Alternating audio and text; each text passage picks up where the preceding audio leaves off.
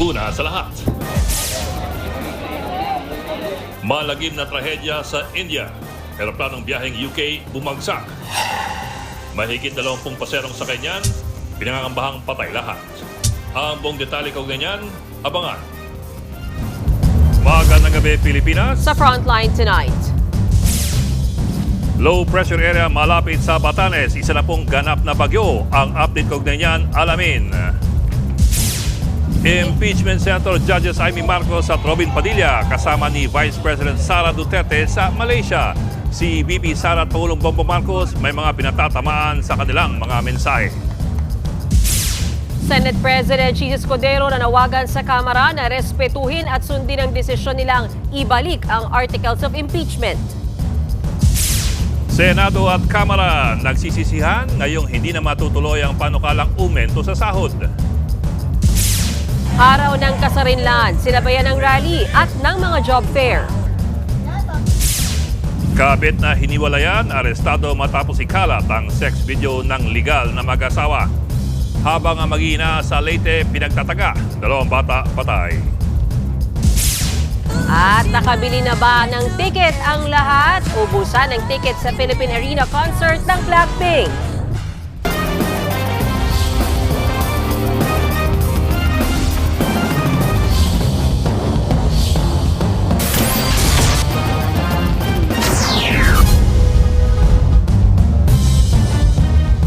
Parang hostage daw ang pabirong turing ni VP Sara Duterte kay Senadora Amy Marcos. Ang senadora raw kasi ang dapat magbabalik sa Pilipinas kay dating Pangulong Duterte. Nagsalita rin ang bise tungkol sa hinaharap niyang impeachment complaint. Nasa frontline ang balitang yan si Marian Enriquez. Ngayong araw ng Kasarinlan, nasa Kuala Lumpur, Malaysia si Vice President Sara Duterte. Kasama niya roon sina Senator Amy Marcos at Senator Robin Padilla na parehong Senator Judge nalilitis sa impeachment complaint laban sa bise. Inaasahang magiging patas ang mga senador at isasantabi ang politika oras na umusad ang impeachment trial. Pero kanina, pawang mga magagandang salita ang maririnig kina Amy at Robin patungkol sa bise. Ang isa nga, tinawag pang susunod na Pangulo ng Pilipinas, si VP Sara. Gusto ko muna pong magbigay pugay, unang-una sa susunod na Pangulo ng Pilipinas, Inday Sara Duterte. Duterte! Duterte! Duterte! Duterte! Ang sarap! Ang ating pinakamamahal VP, Inday Sara Duterte.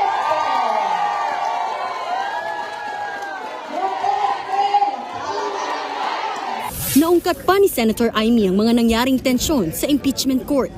Kamuntik nang puntalin si Senator Joel Villanueva. Ako nasigawan ko si Risa Ontiveros. Pasensya. Hindi ko napilit. Nagsuot ng damit bilang hukom. Pero kami, mga pasaway ni Robin, hindi kami nagsuot. Ayaw namin nun, pangit. It's not my color. Siyempre, nagsalita rin si VP Sara tungkol sa impeachment laban sa kanya. Dito, pinuri niya si Senator Amy. Napanood niyo ba yung speech ni Senator Amy doon sa Senado? Yun po ang kabuuhan ng explanation ng sinasabi ko. Marami ang nagsabi sa akin na naipaliwanag niya ng maayos kung ano ba yung nangyayari sa impeachment na ginagawa. Dagdag pa ng bise, kasama niya madalas ang ate ng Pangulo dahil ito raw ang inaasahan niyang magbabalik kay dating Pangulong Rodrigo Duterte sa Pilipinas. Kasalukuyang nasa The Hague, Netherlands si Digong matapos arestuhin para sa mga kasong crimes against humanity, kaugnay ng madugo niyang drug war. Inimbita ko si Senator Amy Marcos, kung saan man ako pumupunta, dinadala-dala ko siya. Kasi sinasabi ko sa kanya, hindi ako ang magbabalik kay dating Pangulong Duterte sa Pilipinas. Dahil ang kapatid mo ang nagpadala sa kanya sa Hague, ikaw ang magbabalik sa kanya sa Pilipinas.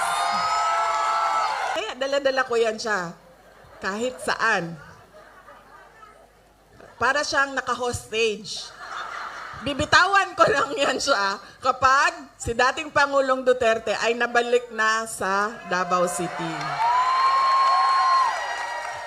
Kung si VP Sara nasa Malaysia ngayong Independence Day, si Pangulong Bongbong Marcos naman kasama ang uniformed personnel sa Parada ng Kalayaan sa Quirino Grandstand sa Maynila. Ibinida roon ang mga modernong asset ng gobyerno. Sa talumpati ni PBBM, binigyang diin niya ang kahalagahan ng paglaban sa fake news. Ang mga kasinungalingan walang hangganan, mga balitang walang katotohanan at maling impormasyon, ito ang mga salot sa ating kalayaan. Nakakalungkot din na may ilan din sa ating mga kababayan ay pinipilit ang maling paniniwala para sa interes ng iba, maging mapanuri tayo lagi.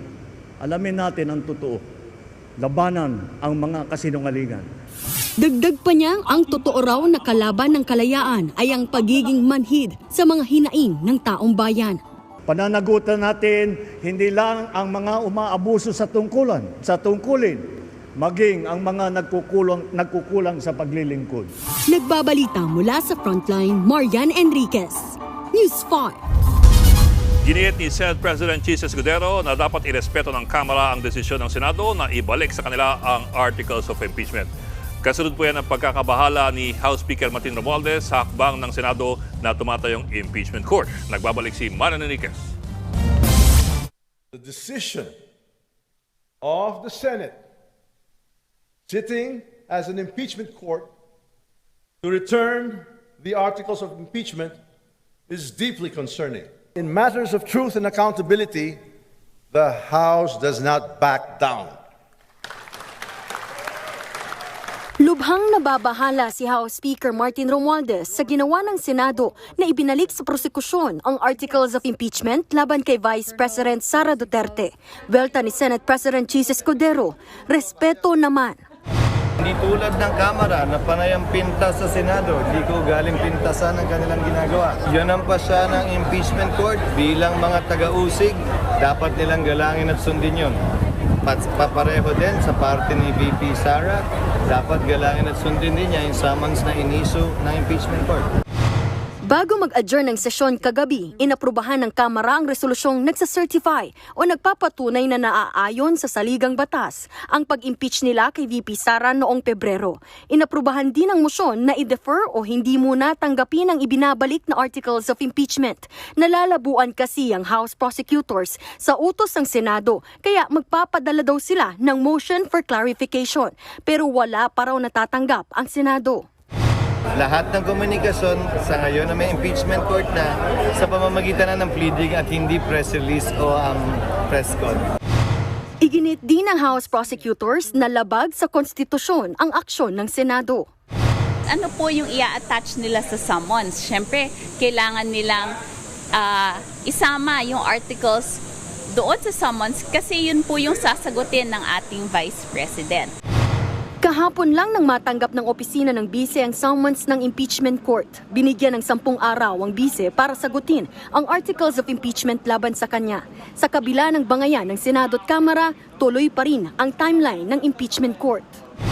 It's not a loss on any party because there has already been issuance of summons. So the time is already running. Nagbabalita mula sa Frontline, Marian Enriquez, News 5. Hindi nasiyahan si Senator-elect at dating Senate President Tito Soto sa pagbabalik sa Kamara ng Articles of Impeachment laban kay Vice President Sara Duterte. Naniniwala si Soto na may nilabag ang mga nakaupong senador sa Rules of Procedures. Gaya ng pagmosyon ng ilang senador na dapat magsisilbing judge lamang sa impeachment court. Sabi pa ni Soto, kung tatawid sa 20th Congress ang impeachment trial ng bise, pipilitin daw ni Soto na isaayos ang lahat. Ang motion ng mga judges is for issues lang for clarification. Ganun lang. Hindi to come up with a resolution na without hearing the trial or inquiry yet, without listening to the defense or listening to the prosecution first. That is not a practice as an impeachment judge. Hindi ginagawa yun. Kinwestiyon din ng Philippine Constitution Association ang pagbabalik ng Articles of Impeachment. Ayon kay PhilConsa Chairman at dating Chief Justice Renato Puno, maaari raw itong ituring na grave abuse of discretion.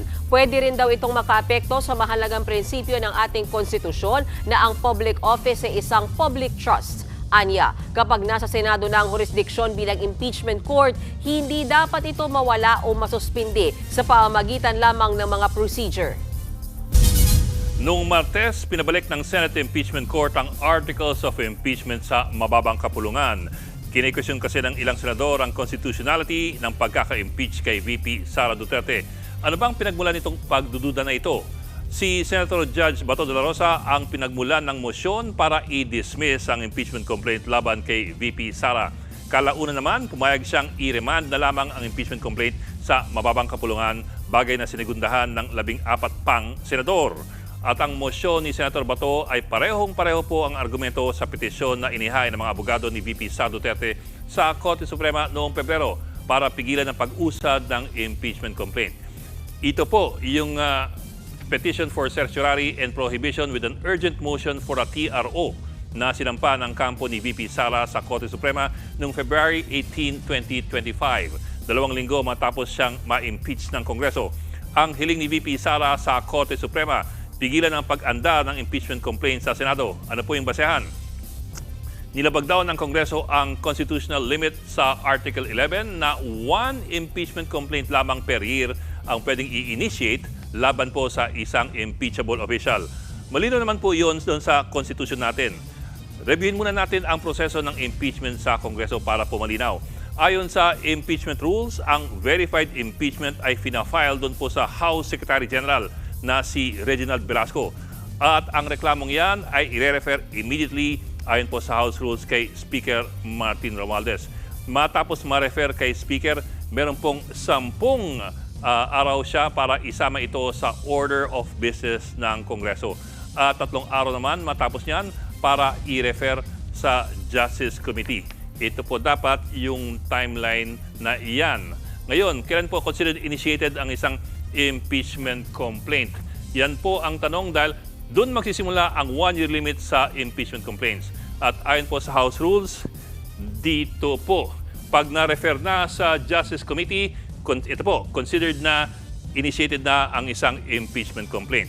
Ngayon, sa loob lamang ng Disyembre, meron pong 3 impeachment complaints na inihain laban kay VP Sara. Hinawakan lang ito ni SecGen Reginald Velasco at hindi po pinadala sa opisina ni Speaker Romualdez. Ito po yung 3. Katunayan, sa ilang interview noong Enero, sinabi ni SecGen Velasco na iniintay pa niya ang pang-4 na impeachment complaint na ihain bago niya ipadala ito kay Speaker Romualdez.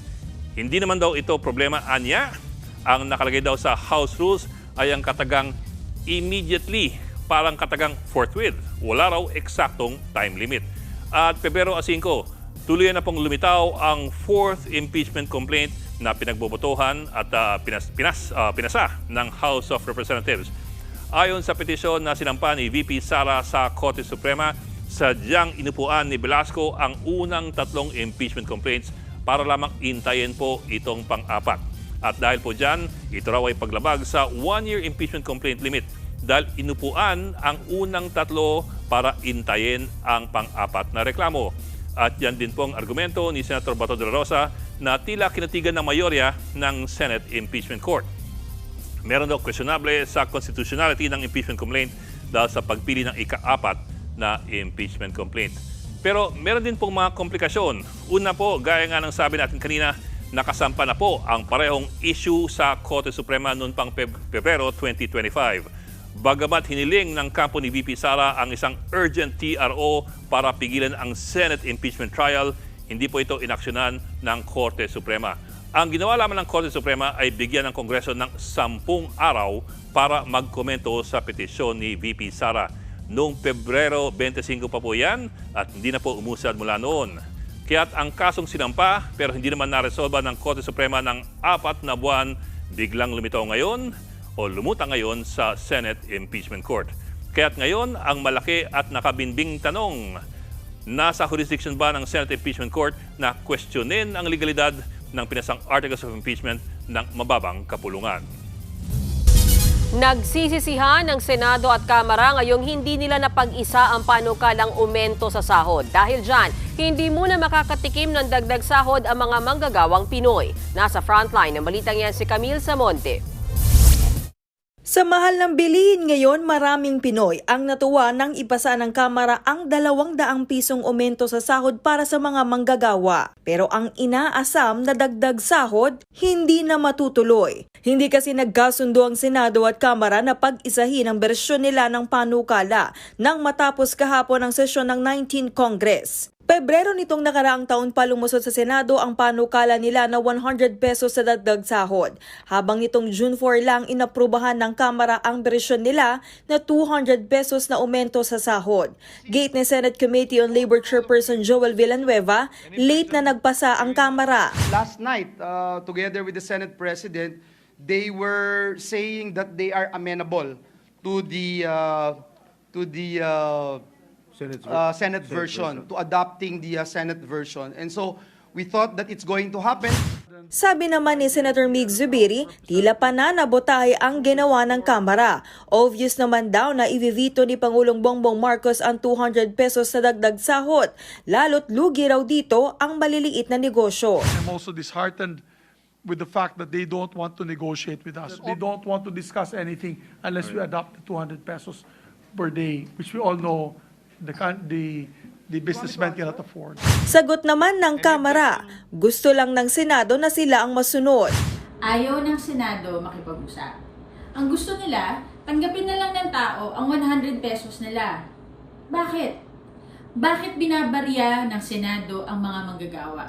Dahil hindi pumasa sa 19th Congress, magsisimula muli sa committee level ang panukalang batas, oras na ihain ulit ito sa 20th Congress. Idinaan naman sa kilos protesta ng Nagkaisa Labor Coalition ang kanilang pagkadismaya. Malinaw na kataksilan ng liderato ng parehong Kongreso, ng Senado at ng Kamara. Yan ang pinakamalinaw. Pero kami ay naniniwala rin na yung hindi pag-reconcile ng dalawa ng bicameral conference, ang utos noon ay galing sa Malacanang. Ganito rin ang hinaing ng sentro ng mga nagkakaisa at progresibong manggagawa. Mukhang nilaro lang nila talaga yung mga manggagawa. May nangyaring mga pagkilos, maneuvers para talaga deliberately patayin yung batas. Wala pang tugon dito ang Malacanang. Nagbabalita mula sa Frontline, Camille Samonte, News 5.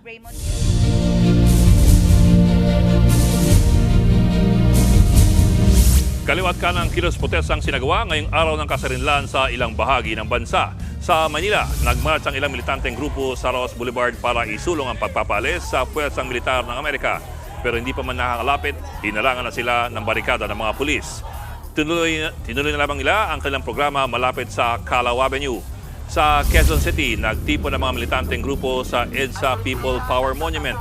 Dinig nila ang hindi paglusot ng panukalang wage hike sa huling araw ng sesyon ng Kongreso kahapon. Protesta rin nila ang pagbabalik ng Senado ng Articles of Impeachment sa Kamara.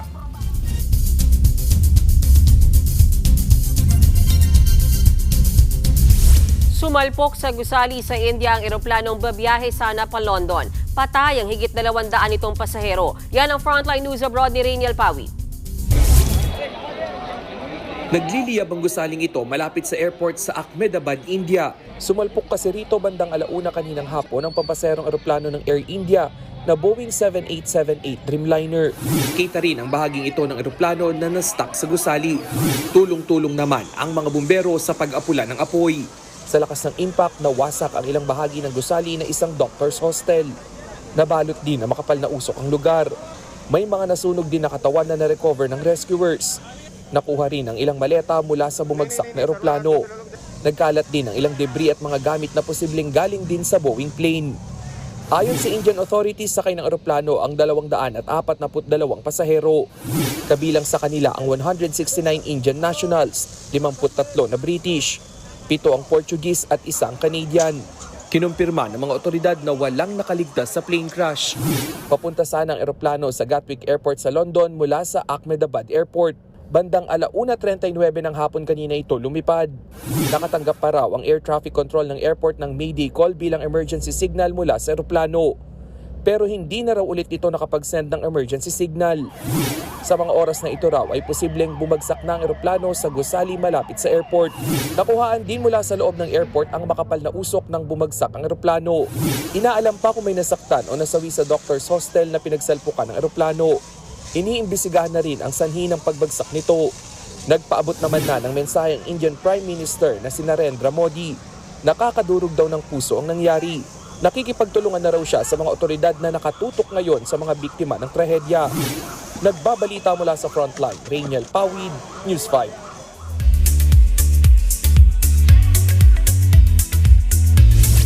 Showbiz tonight na tayo. Nilagyan ng twist ni Enchong D ang selebrasyon ng Independence Day. Nag-post siya ng pictures nila ng dating on-screen partner na si Erich Gonzalez. Ang caption, Happy Independence Day. Comic relief naman ang hatid niyan sa fans dahil tila hindi raw makalaya o makamove on si Enchong kay Erich. Maraming pinagsamahang proyekto ang dalawa. Kasal na ngayon si Erich sa kanyang non-showbiz husband. Tingin ng iba, pampag-good vibes lang naman ang post ni Enchong at nanatili pa rin silang friends ng former ka-love team. Speaking of Independence Day, all set na ang ating kapatid stars para sa iba't ibang activities abroad para i-celebrate ang ating kasarinlan. Nasa Hong Kong na ang singling stars na sina Randy Santiago, Diamond Soul Siren Nina, Donita Knows at Kay Brosas. At syempre, nandyan din ang matchmade host DJ Anna Ramsey. Para yan sa HK Fest 2025 happening tomorrow, June 13 to 15 sa Hong Kong. Kasama rin dyan ang iba pang kapatid personalities gaya nina Dylan Menor, Cedric Juan, DJ Chacha, Idol Rafi Tulfo at Itbulaga hosts Bossing Vic Soto, Jose Manalo, Wally Bayola, Alan Kay at Karen Istru. Nasa Dubai naman sina Enrique Hill at isa pang M-Quest Artist Agency talent na si Carmela Lorzano. Para naman yan sa Independence Day event sa June 14 sa Dubai World Trade Center. Sa mga kapatid natin sa Hong Kong at Dubai, kita-kits. Pero bago yan, samahan niyo muna ako dahil marami pa akong baong chika sa aking pagbabalik. Susunod, kabit ng blackmail matapos hiwalayan ng lalaking mas pinili ang kanyang legal wife. Dalawang bata patay matapos pagtatagain ng amain habang ang kanilang ina agaw buhay sa Leyte. Bagong patrol vessel inilunsad kasabay ng araw ng kasarinlan. At ticket ng Blackpink concert sa Philippine Arena nagkaubusan na. Magbabalik pa ang Frontline tonight.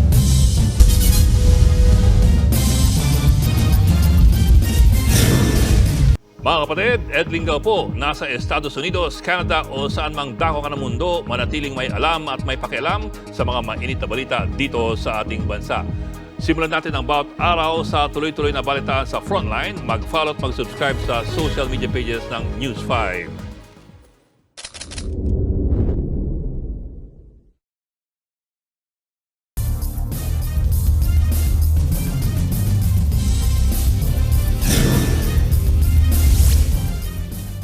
Nauwi sa blackmail ang pagbalik ng mister sa kanyang misis matapos niyang talikuran ang kanyang kabit. Dahil di matanggap ng babae na hindi siya ang pinili, ipinagkalat niya ang sex video ng mag-asawa. Nasa frontline ng balitang yan si Brian Castillo. Paiyak-iyak pa ang babaeng yan nang ma-corner at arestuhin ng mga pulis sa isang fast food restaurant sa Dasmariñas City, Cavite. Nang blackmail siya online at ikinalat ang sex videos ng kanyang ex-boyfriend kasama ang legal nitong misis. Na-trigger daw kasi ang suspect nang makipaghiwalay ang lalaki sa kanya at mas pinili ang legal wife. Naging possessive na po yung babae, naging aggressive na po. Hindi maa-accept po ng mismong suspect ang nangyari, kaya po nagkaroon sila ng blackmailing. Nakuha ng suspect ang mga masiselang video at litrato ng mag-asawa nang minsang makuha niya ang cellphone ng lalaki. Ang plano ng kabit, manira ng pamilya. Para sa huli ay siya ang piliin. Sinend niya po itong mga explicit photos and videos dun sa mismong pamilya at sa stepdaughter po nung lalaki para po magkasira-sira yung pamilya at makipagbalikan po sa kanya. Pero ang lalaki, imbes na balikan ng kabit, ay dumulog sa mga pulis. Dito na naaresto ang babae. Mahaharap ang suspect sa reklamong grave coercion At paglabag sa Anti-Photo and Video Voyeurism Act at Safe Spaces Act na may kaugnayan sa Cybercrime Prevention Act. Paalala naman ng mga otoridad, hindi pinipilit ang pag-ibig. Kung meron man po tayong mga karelasyon na ayaw na po sa atin, mas mainam po na pag-usapan po natin at palayain na po natin ang isa't isa. Nagbabalita mula sa Frontline, Brian Castillo, News 5. Pinag-aaralan ng COMELEC na iurong ang voter registration period para sa barangay at SK elections. Kasunod po yan ang pagratipika ng Senado sa BICAM report na nagpapalawig sa termino ng mga barangay at SK officials. Nasa frontline na balitang yan, Kari Cator. Niratipikahan na ng Senado ang Bicameral Conference Committee report na nagpapalawig sa termino ng mga opisyal ng barangay at sangguniang kabataan. Sa ilalim niyan, magiging 4 na taon na mula sa kasalukuyang 3 taon ang kanilang panunungkulan. 4 na taon, uupo ang ating mga barangay officials para sa termino na hindi hihigit na 3 beses in the same position. Ayun. Pagkatapos, yung mga SK officials, iisang termino lamang.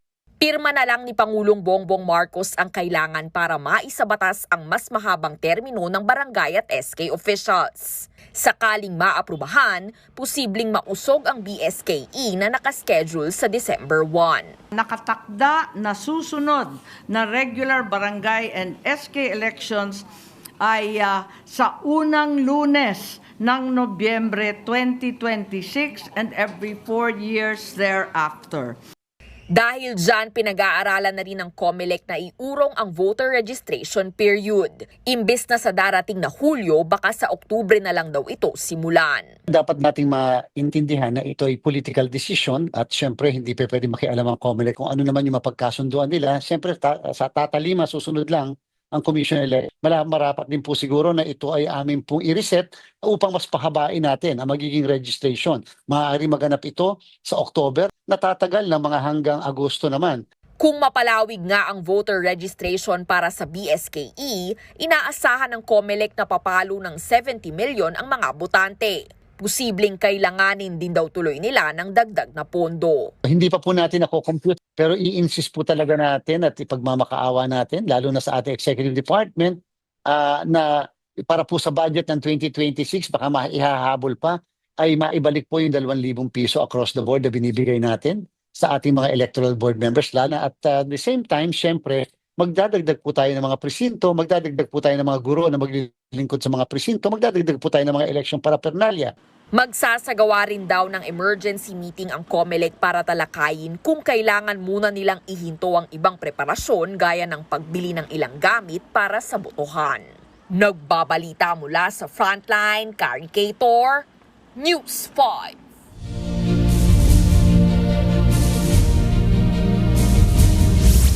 Iba't ibang job fair ang ginawa kasabay ng pagdiriwang ng Araw ng Kasarinlan. May ilang hired on the spot. Nasa frontline ng balita yan si Laila Pangilinan.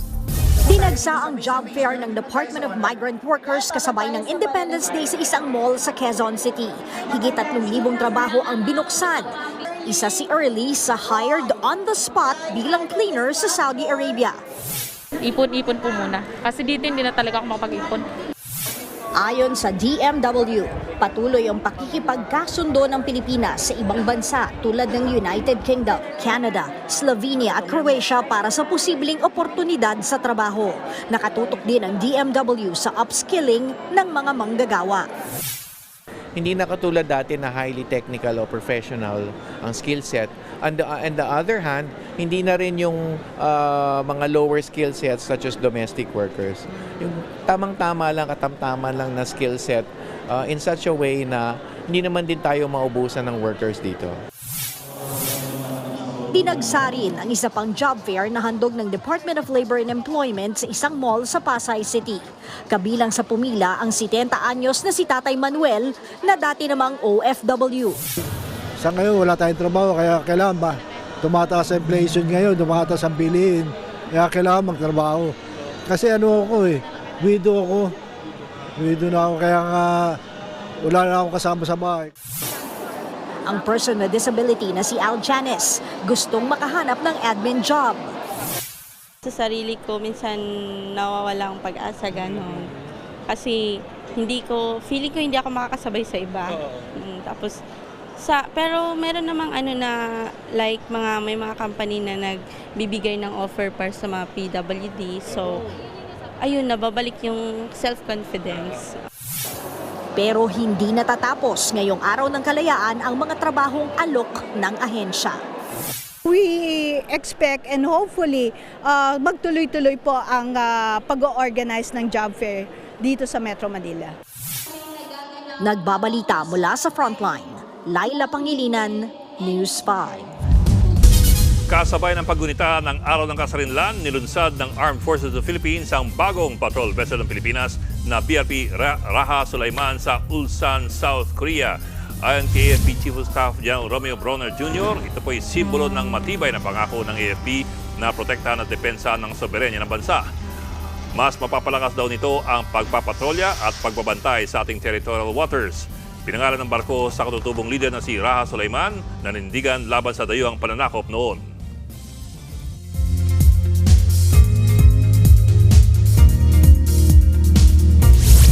Mga kapatid, isa ng bagyo ang low pressure area malapit sa Batanes. Ito ang unang bagyo sa bansa ngayong taon na may pangalang Auring. Huling namataan ang mata ng tropical depression sa hilaga ng Itbayan. Ayon sa Pag-asa, nagpapaulan na ito sa Batanes at Cagayan. Pero patuloy itong lalayo papuntang Taiwan. Sa forecast ng Pag-asa at Metra, simula bukas ay hihina at lalayo na sa bansa ang habagat. Muli namang iihip sa silangan ang mainit na easterly winds. Ito ang tinatawag na monsoon break kung saan magiging maaliwalas na ang panahon sa mga susunod na araw.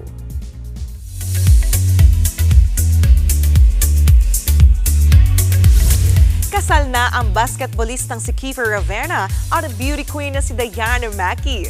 Nagpalitan ng I do ang dalawa sa isang church wedding sa Taguig. Intimate ang seremonya na dinaluhan ng malalapit nilang kaanak at kaibigan. Siyempre, bridal squad ng bride ang kanyang fellow beauty queens na sina Gazini Ganados, MJ Lastimosa at iba pa. Best man naman ni Kiefer ang kapatid at athlete ding si 30 Ravena. Congratulations Kiefer and Diana. Susunod, 2 bata sa Leyte patay sa pananaga ng kanilang amain. Parking lot ng mga motor sa China nasunog. At ang pasilip sa karakter ni Blackpink Jisoo sa kanyang upcoming film. Tutok lang mga kapatid dito sa Frontline Tonight.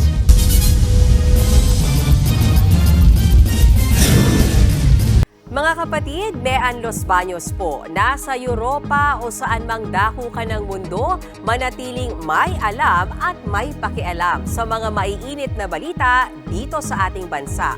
Simulan natin ang bawat araw sa tuloy-tuloy na balitaan sa Frontline.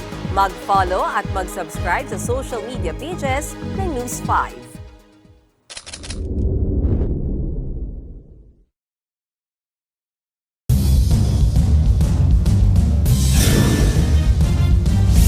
Nang dahil sa sobrang selos, patay sa pananaga ng sarili niyang amain ang magkapatid na 4 at 7 taong gulang. Ang kanilang ina nag-aagaw buhay ngayon. Nasa Frontline balitang yan ang ating Visayas correspondent na si John Roa. Ganyan ang kalunos-lunos na sinapit ng isang nanay at kanyang 2 anak na edad 4 at 7. Ang mga bata nakapantulog pa at duguang nakahandusay sa lupa. Habang ang kanilang inang si Gina nakaluhod at nakasandal ang ulo sa bukana ng pintuan habang naliligo sa sariling dugo. Pinagtataga sila sa loob mismo ng kanilang bahay sa barangay San Pedro sa Albuera, Leyte. Ang may kagagawan yan, ang stepfather o amain ng mga bata na si Elorde. Base sa investigasyon, nag-ugat ang krimen na mag-away sina Gina at Elorde. Nag-away po sila at nagkasagutan, nagkaroon ng matinding pagtatalo. At itong si Elorde po ay tinaga niya po una si Gina at sinunod niya po yung mga bata. Madalas daw mag-away ang magka-live-in dahil sa sobrang seloso ng suspect. Pati nga raw pinsan ni Gina pinagsesilosan. Dead on the spot ang 2 bata habang kasulukuyang agaw buhay ang kanilang ina. Tumakas si Elorde pero naaresto rin siya sa follow-up operation ng mga pulis. Ngayon, maharap siya sa reklamong 2 counts of murder at frustrated murder. Nagbabalita mula sa Frontline, Jan Arua, News 5 Visayas. Patay ang dalawang lalaki matapos sumalpok ang kanilang delivery van sa isang modern jeep sa Paniki, Tarlac. Ang kaanak ng isa sa mga biktima nalaman ang malagim na sinapit ng mahal sa buhay ng tiyempong mapadaan sa pinangyarihan ng aksidente. Nasa frontline ng balitang yan si Rainiel Pawit. Nagkalat ang mga basag na salamin sa kabaan ng MacArthur Highway sa Barangay San Isidro sa Paniki, Tarlac kaninang alas 9:30 ng umaga. Ang utility van at modern jeepney na ito, tila pinag-umpog na bato nang magsalpukan sa kalsada. Dead on the spot ang driver at ang menor de edad na pahinante ng utility van. Tiyempo namang nadaanan ng kapatid ng pahinante ang pinangyarihan ng insidente. Kasi po galing po kami sa bayan nun. Tapos nakita ko na lang po na may mga nadisgrasya po. Tapos bibidyohan ko po sana kasi balak po sabihin kila nanay. Nakita ko po kapatid ko na po pala yung nadisgrasya. Doon po, lumundag na po ako sa iyak. Kwento pa ng kapatid na si Sheila, sa edad na 15 anyos ay nagpapahinante na raw si Joshua para sa gastusin ng pamilya. Pinag-iipunan niya rin ang pambili ng gamit sa eskwela ng bunso nilang kapatid. Wala pong pinipili. Basta po may magyaya na magtrabaho, sige lang po na sige. Halos pilay at sugatan naman ang kamay ng driver ng modern jeepney. Mismong siya ay kinagulat daw ang biglang paglipat sa kanilang lane ng kasalubong na utility van. Sinubukan ko umiwas sir, problema sir. Nung nagpreno ako, talagang doon talaga yung lane niya na kinuha niya sir, kaya nagkabanggaan ng head to head. Hinala pa ng driver ng modern jeep. Siguro naka-idlip or something, nakatulog. Kasi kung nakita niya ako doon sir, malaki naman yung sasakyan, hindi siya bumalik doon sa lane niya. Bukod sa driver, 2 pang sakay ng modern jeepney ang nagtamo ng sugat sa ulo. Tuloy naman ang investigasyon sa insidente. Tumanggi nang magbigay ng pahayag ang pamilya ng nasawing driver ng utility van. Nagbabalita mula sa Frontline, Rainiel Pawid, News 5. Ininspeksyon ng MMDA ang flyover sa Parañaque kung saan galing ang bumagsak na tipak ng semento sa isang SUV. Nakikipag-ugnayan na rin ang mga otoridad sa mga pamilya ng nadisgrasyang driver. Nasa Frontline na balitang yan, Gerard de la Peña. Wasak ang unahang bahagi ng sasakyang ito nang tumama ang malalaking tipak ng semento sa ilalim ng NAIA Expressway sa Parañaque. Nabukulan at nagkasugatan nagmamaneho ng SUV na isa palang estudyante. Nakalabas na ng sasakyan ang driver nang dumating ang mga rescuer. Chinek ko kagad yung ulo niya kasi yun yung pinaka-iniinda niyang masakit eh. Nagkaroon lang siya ng bukol sa ulo, then nakita ko yung dugo. Agad naman nagpunta sa lugar ang Parañaque Traffic and Parking Management Office at ang MMDA para tingnan kung mapanganib para sa mga motorista ang dumaan doon. Ayon sa San Miguel Corporation na nag-ooperate ng NAIA Expressway, isolated case ang nangyari. Pero naikipag-ugnayan na raw sila sa mga otoridad at sa pamilya ng apektadong motorista para makapagbigay ng karampatang tulong. Sa ngayon, may mga harang na sa paligid para hindi na muna makadaan ang mga motorista sa mismong lugar na pinangyarihan ng disgrasya. Patuloy pang nagsasagawa ng inspeksyon ng San Miguel Corporation sa NAIA Expressway para masigurong wala nang mangyayaring kaparehong insidente. Nagbabalita mula sa Frontline, Gerard de la Peña, News 5.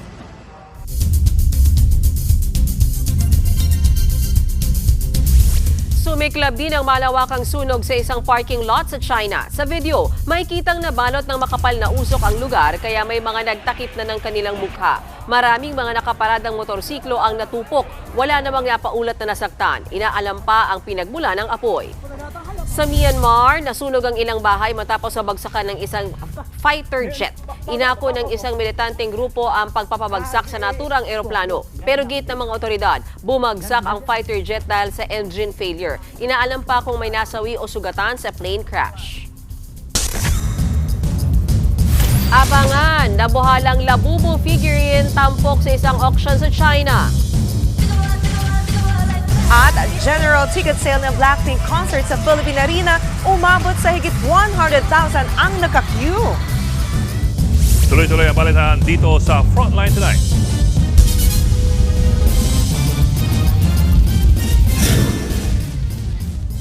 Mga kapatid, Ed Lingaw po, nasa Estados Unidos, Canada o saan mang dako ka ng mundo, manatiling may alam at may pakialam sa mga mainit na balita dito sa ating bansa. Simulan natin ang bawat araw sa tuloy-tuloy na balitaan sa Frontline. Mag-follow at mag-subscribe sa social media pages ng News 5.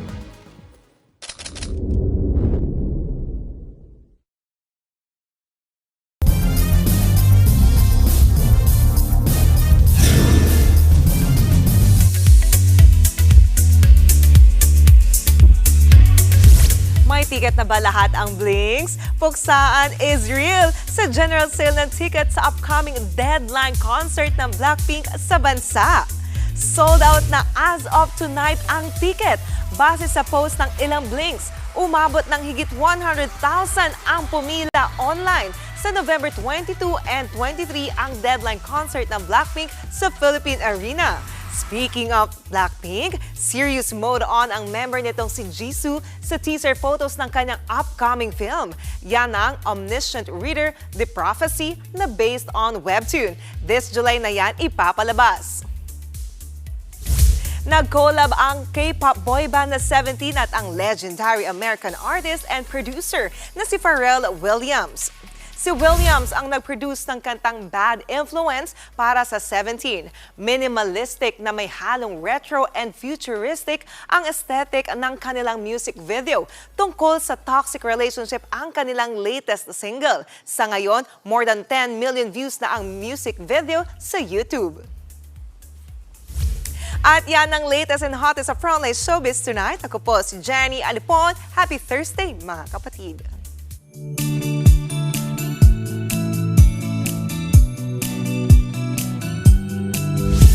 At para naman sa ating pabaong Pampa-Good Night, nakakalula ang labubu sa Beijing, China. Kasing laki siya ng tao. Higit 4 na pulgada ang taas ng mint green na labubu. Nag-iisa lang daw yan sa buong mundo. Buti naman.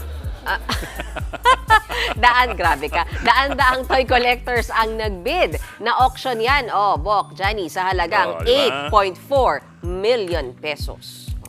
Ha? Yung pala yung labubu. Wow, yes. Ay, hindi. Iba pa yung nilalagay sa bag, sir. Yun nga, nag-iisa lang yun sa mundo. Pero ang pinagmulan, yung nilalagay sa mga bag na ganyan kalaki. Ganyan kalaki? Oh, Nilalagay sa bag? yes. Marami silang iba-iba yung color nila. Parang keychain yan? Parang keychain talaga. Ganun kalaki? Ganun kalaki talaga. Parang stock toy na siya. Susi lalagay mo doon? Wala. Bakit ba? Display lang siya sa bag. Ganun. Kaya ngayon naisip ko, anong bag? Figurine pala to, so hindi pang sabi. Hindi. Ay, alam mo, isabi nung sa bag yan. 8 million pesos. Paano yun? Sa 8 million, di ko rin nasasabit sa bag, ha? Sabit mo sa bag. Hand carry po. Ay, net. Che, ayan na. Oy, maligayang araw ng kasarinlan, mga kapatid. Nag-miss pa talaga kami. Ayan naman, mga kapatid, ha? Parang ako lang nakakapanibago si Sir Ed, no? Alam mo, dapat araw-arawin mo yan. Bagay na bagay sa'yo. Oo, pa naman marami. Ayun! Sige. Mga kapatid, narinig niyo yun, ha? Happy Independence Day. Okay. At yan po, siguro nito pag-imay sa malagang headlines. Balitan na diskusyon para sa paghubog ng matalinong opinyon. Kami yung kasangga sa pagbabalita. Ako po si Mean Los Baños. Ako naman po si Ed Lingao. Magandang gabi. Happy Independence Day.